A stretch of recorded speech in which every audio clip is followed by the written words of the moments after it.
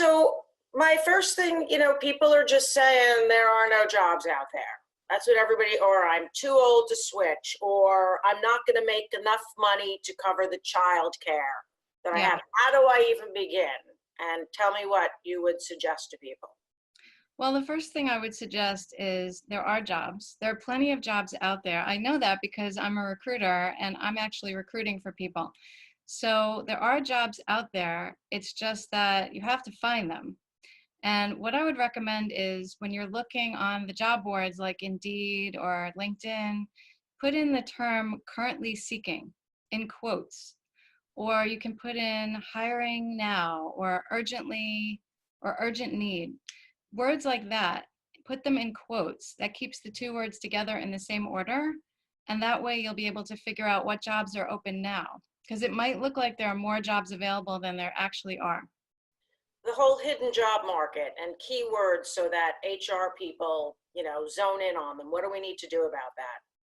Well, keywords. So the way you deal with keywords is when you look on the job boards, if you find an ad that you're interested in, look in the ad in the job requirements section and get those words in your resume. And not just once, multiple times.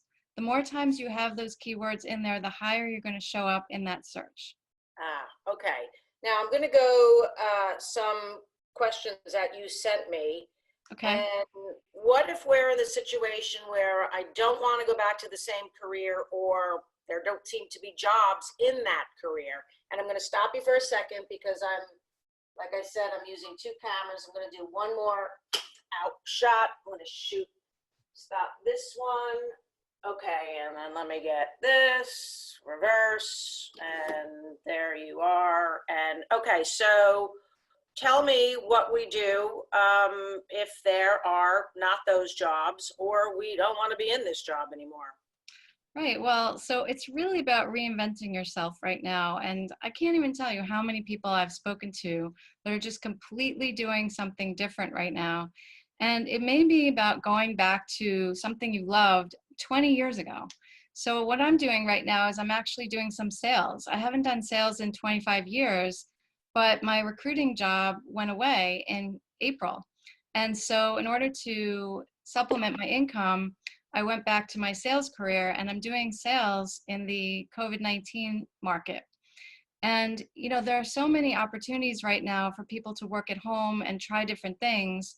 There are work at home websites all over the place. My favorite one is called Virtual Vocations. And it's a great place to find part-time contract gigs. So you can try things out. And don't be afraid to try something different and see if you like it. Okay, I love that.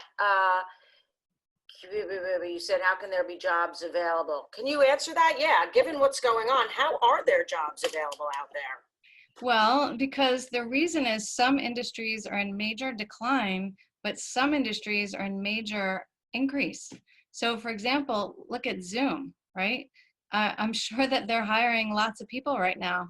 And Apple and Facebook and LinkedIn, I'm sure are hiring. Lots of companies are going up. So anyone who makes toilet paper, yeah, they're going up. And also ventilators, anything in the medical world, medical device, medical anything. This is a time if you want to get into it, try to get in because there's a lot of opportunities, a lot in sales though. So you may want to try to get in through sales. How important are the networking groups? And the reason why I ask is when I first tried to get into this business, I was reaching out to everybody, blah, blah, blah. And I can't tell you how long it took to actually find that one person who could help me.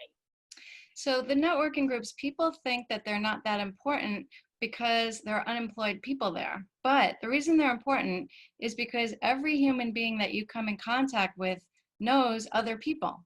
So even if you don't know the person that you want to know at a certain company, there's going to be somebody at that networking group that probably knows somebody at that company. And if not, they know someone who knows somebody at that company. So being on LinkedIn is also extremely important right now, using your network.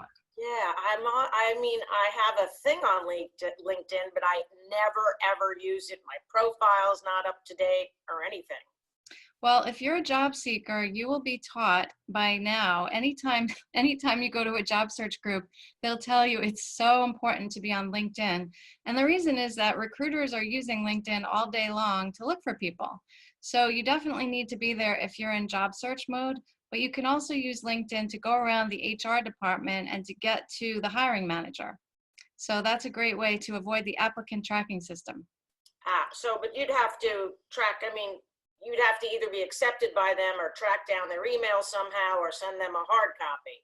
Well, sort of. You can also find somebody that knows them. So Right. that's the benefit of LinkedIn is that you don't have to know the hiring manager at the company, but you have to know the person who knows the person at the company. So as long as your LinkedIn network is 100 people or greater, you should be in good shape. I'm 50, 60, 70 years old. Nobody's going to hire me. Mhm. Yeah, that's not true at all. Grandma Moses was 77 when she started painting. We all know who Grandma Moses is. You are not too old. No way. You're not too old. You just have to think that you're young and you will be. And there are jobs out there for older people. Now, I will say there is some age discrimination that goes on. I've definitely heard about it. I believe it happens. I believe there's racial discrimination that goes on. But you don't need 20 companies to love you. You need one. So just ignore the people that don't like you and just go for the people that do like you. Pictures. How important is having a picture on your, virtual resume? Not on your resume. It's important to have on your LinkedIn profile, not on your resume. The pictures on your resume are for people in Europe usually. Yeah. Okay. Free resources. Free resources. So in Cleveland, I have two for you. The first one is the Northeast Job Seekers Group, and the second one is the Hudson Job Search Group. And they are both free resources, great networking groups, and they will help you tremendously. And I believe anybody who's looking for a job should be attending either one or both. And how do I find them? Just go onto Google, you'll find them. They're both on Google. Okay. And tell me what you do when it comes to people who are looking for jobs. So I am a speaker and I teach people how to find jobs because my name is Absolutely Abby and I teach people the absolute truth about the job search process. And I'm a recruiter, so that's where I get my information from. So I help people, I speak and I do career wake-up calls every couple of weeks. And I give people lots of free resources if they like them. And if they would like to join my list and get invited to all of this, they can go to a website. It's called meetabby.com. And on the website, if they go there, they can put in their name and their email address, and I will send them a free teleseminar about how to interview. It's called Interviewing Ingenuity. It's going to be I'm making no money right now. How can I afford a job coach? Well, there are a lot of free job coaches, especially if you go to the networking groups. A lot of churches have ministries and they do a lot of free work. There are ministries all over the country that you can go to Zoom calls, even though you're not in their area. So like, for example, in Atlanta, there's a job search group called RUMC. It stands for Roswell United Methodist Church. And they have tons of free resources for anybody of any faith. And so if you can't afford a job coach, you can go there. But if by some chance you can afford a job coach, it would be worth the investment. I have been a job coach in the past. I'm not doing that so much anymore, but I would if somebody needed my help. But the truth is, I think that if you can afford it, it will speed up your job search a lot. I mean, exponentially. It will speed it up. So if you can pay for it, it's really an investment. It's not an expense. And give me a price range. I know it depends on where you are in the country and Yeah, parents level. it completely does. It completely does. Some people charge $50 an hour. Some people charge several $1,000s. It's completely different. Completely different. And what about my people who say, "Listen, I'm out of a job now. I mean, Mhm. how long is this going to take? Am I going to be able to get into another career, fast enough to pay my bills?" Yes, if you think outside the box, you have to really be able to think outside the box. Don't be just going for one thing. You have to start to broaden your horizons. Think about things that you haven't thought about in 20 years. This is what I'm saying about me. I was not thinking about being in sales. I had created a new career for myself. I've been in it for 25 years as a recruiter, and I went back to sales because that was the most obvious thing I could do right now. And you have to start thinking about what can you do right now. And even if you go work at Walmart or something like that, or in a supermarket right now, or Home Depot, these guys are hiring, I think. And if you go do that or drive Uber, you're going to meet people at these locations, in this situation, and that might help you transfer into your dream job. You just never know. Was it COVID that made you go back into sales? I'm sorry, you probably said that. Absolutely. Yeah. So yeah, in April, my job went away, and it went away like one day, in one day. It was just gone. And so I still have jobs open, but I can't fill them. So that's why it went away. And they're coming back slowly, little by little. But in the meantime, I have to pay my bills. I have to pay my rent. So it just sort of happened. Anything I did not ask you that you would like to add?